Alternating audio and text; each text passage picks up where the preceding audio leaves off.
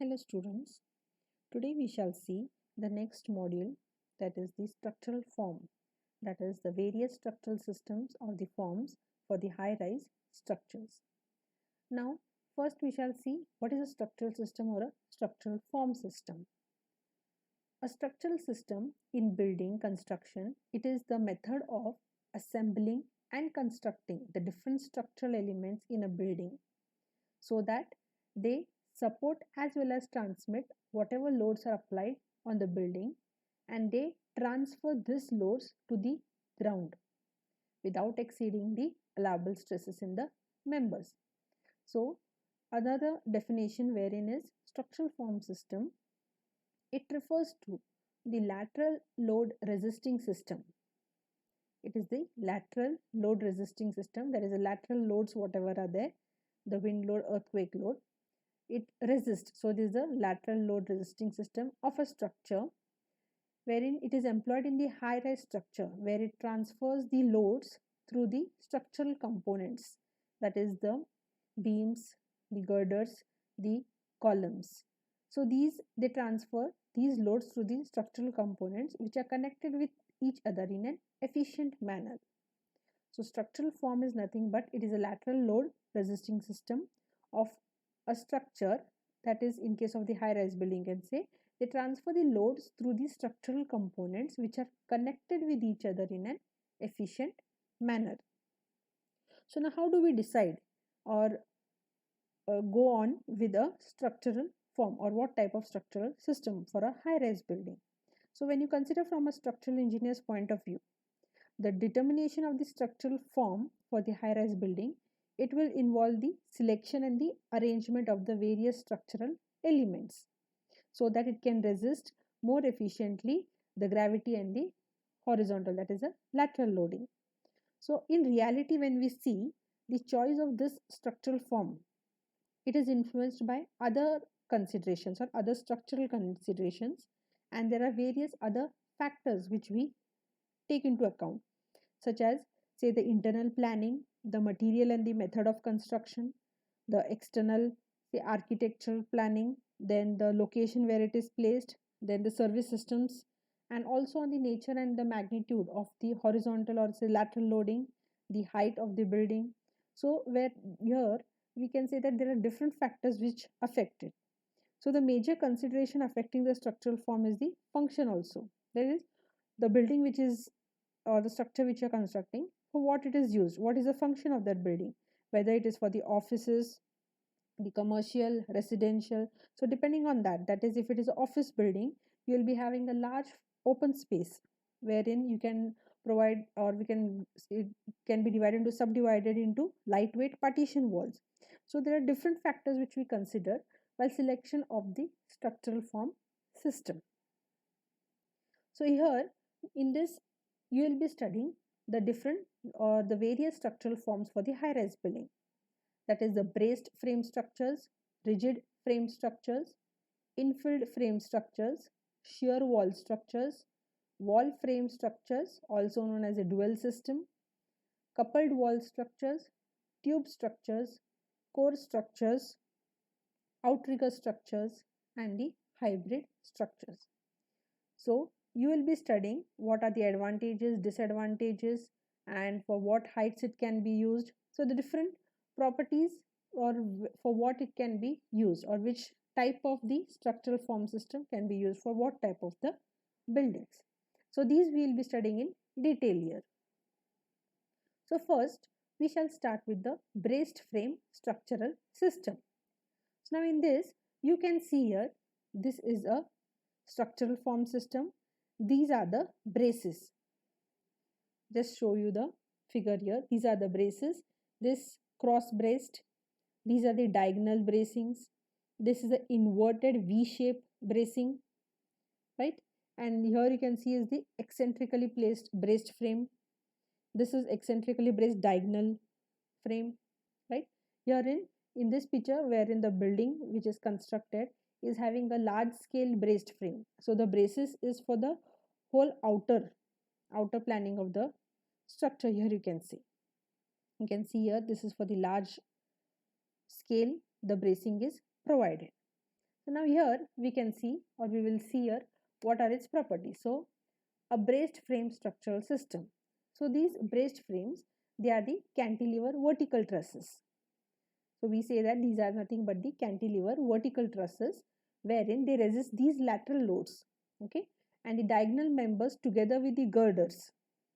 So now these diagonal members together with the girders here, they form the web, okay, and these columns which are acting, these columns are considered as the chords. So here you can see in this figure, this is mentioned as the chord, the columns, and these diagonals together with the girders, we mention it as the web. Then these bracings, they eliminate or they reduce the bending in the beams and the columns. Sorry. So these bracings which are provided, it may be the diagonal, the cross bracing, they eliminate the bending in the beams, that is the girders and the columns, because they resist these lateral loads. It can be used in the steel construction because the diagonals will be subjected to the tension for the one or the other directions of the lateral loading. So here it is mentioned that the diagonals which are there, these diagonals, they are maybe of the steel construction is, or it can be used for steel construction because these diagonals will be subjected to tension. Then this can be used for the multi-story building, that is multi-story maybe that is ranging from low to a mid-height range. It is not for very high range, it is low to mid-height range.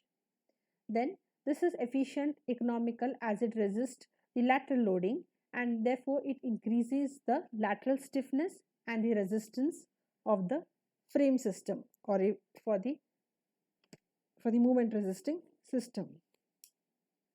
Now this system, the advantage of this system is that it can be repetitive for any height of the building, with there will be economy in design and fabrication.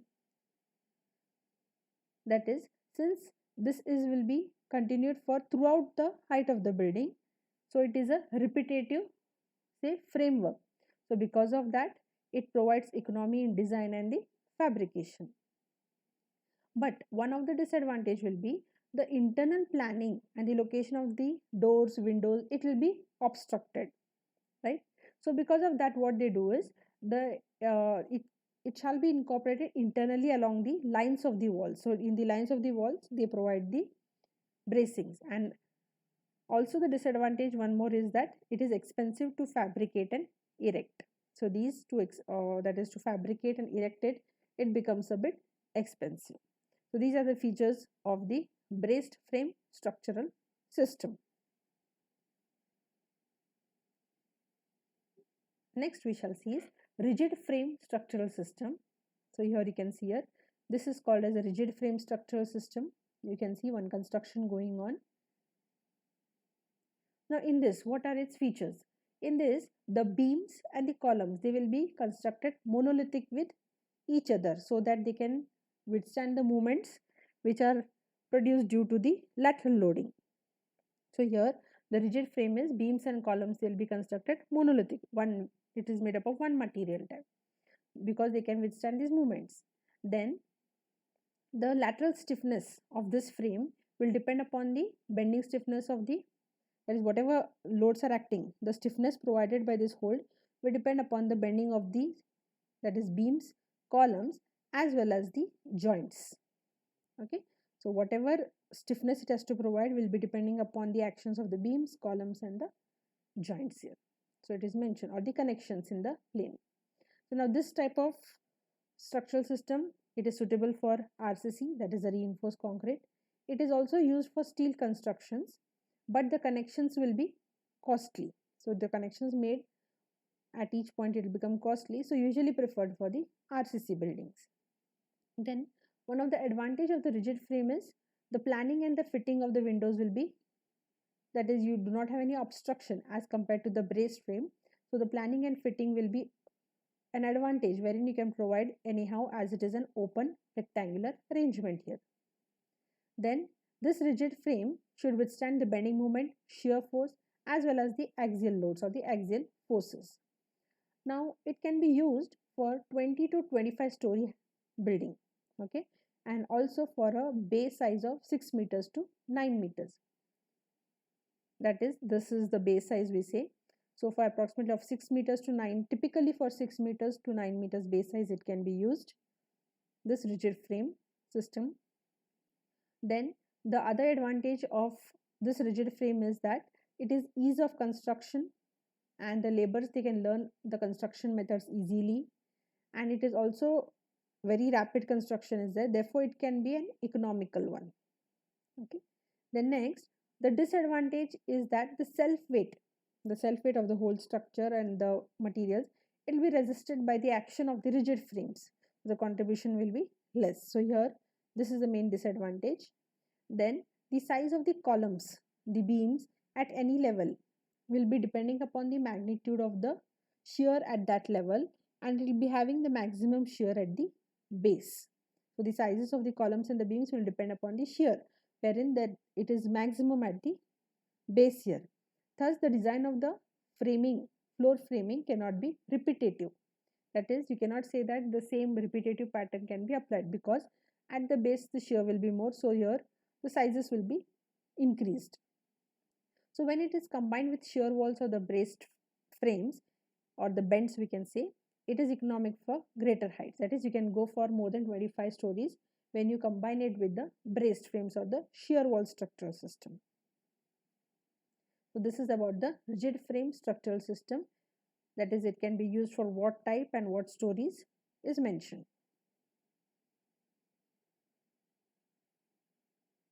So next is the infilled frame structural system.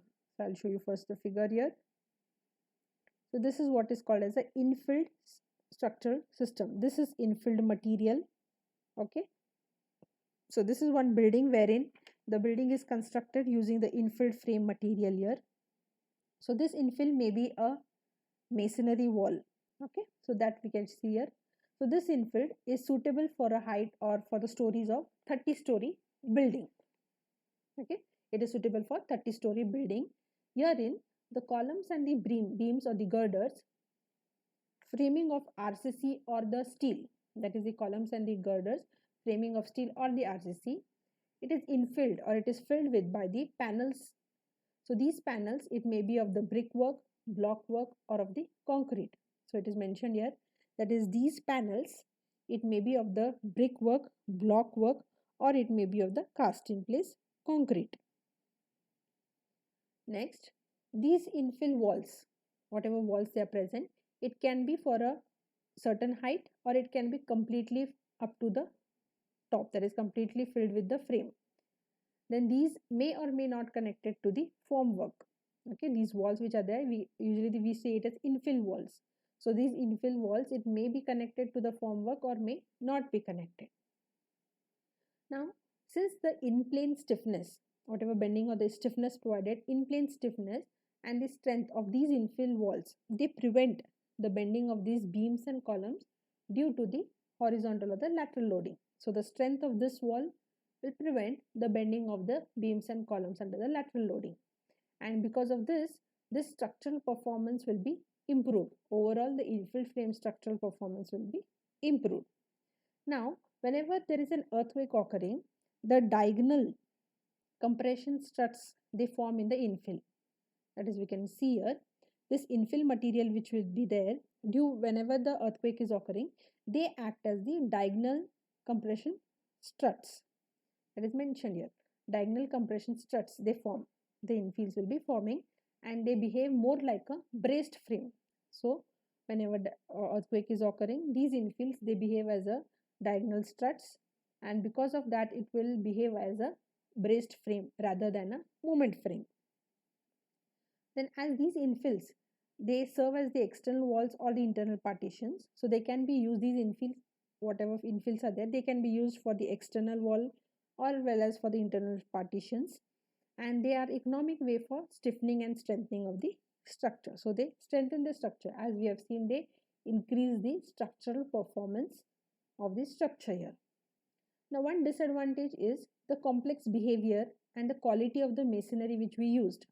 Suppose if it is made up of masonry or the brickwork, so it depends upon the quality as well as the behavior of that infill. So to predict that, or to predict the accuracy of that stiffness, it becomes difficult, and hence this is one of the disadvantage for using the infilled frame structural system. Here you can see here is a brickwork. Somewhere here you can see the masonry will be there. So here infill material will act as diagonal strut. So these are the features of the infilled frame structures. Now next we shall see is shear wall system. So this is a commonly used, wherein I'll just show you the photos first. So these are the shear walls. So this is called as a shear wall. This is the RCC shear wall. You can see here shear wall will be present at the center core, that is maybe at the elevators. Okay, here you can see the same thing present. Now this we shall see here. So the shear wall is nothing but it will be a continuous vertical wall, okay, which may be constructed of RCC or the masonry wall, wherein they withstand both the gravity as well as the lateral loading. So it acts as a deep cantilever beam. So whatever here you can see, these shear wall, it is nothing but the vertical wall. Okay, it is a continuous vertical wall wherein these may be of RCC or the masonry, and they resist both the gravity and the lateral loading. So therefore they are said as the deep cantilever beams. So they are commonly constructed as the core of the building. As we have seen, it is present at the center, and the shear wall is responsible for the lateral load. So main lateral load resistance is provided by these shear walls. So it is highly suitable for bracing the tall buildings, either reinforced concrete or steel structures. So it can be used for RCC as well as steel structure, because these shear walls, they have more amount of in-plane stiffness and strength. As the strength and the stiffness is more, so they can be used for RCC as well as the steel structures. Now this shear wall system is used usually for hotels and the residential building, usually preferred for hotels. Why? Because the floor to floor repetitive planning will be allowable, as the walls are to be a continuous vertically. So because of that, repetitive planning is there. So it will be usually for the hotels and the residential building. So there it will be a bit economical for that. Then it serves as excellent acoustic, that is sound and fire insulators between rooms and apartments. So if it is used for the partitions, we can say that it is excellent acoustic and fire insulators. Then these are suitable for 35 stories height, or up to 35 stories you can go for the shear wall structures. Now these shear walls need not be symmetric in plan, but symmetry is preferred to avoid the torsional effect. That means that it is these shear walls, it is not only for if the plan is symmetrical, if it is unsymmetrical also you can go, but if it is unsymmetrical, we have to consider the torsional effects into it. So as I've shown, these shear walls acting. So now they act as the vertical cantilever. We know that they act as a vertical cantilever in the form of planar walls or non-planar walls, you can say, that is in the same plane, and they may be around the elevators or the stairs. Here you can see elevators, stairs, or the service shafts. So here they are the present, the shear walls. Now these shear wall structures should plan and layout so that the lateral load tensile stresses are suppressed, or they are less compared to the that is by gravity load stresses, and can be designed for minimum reinforcement, so that minimum reinforcement is provided. Okay, so this is about the shear wall structures. This is a very important here, shear walls. So now next we shall see is the wall frame. In the next lecture I shall explain about the other remaining parts of the structural systems. Thank you.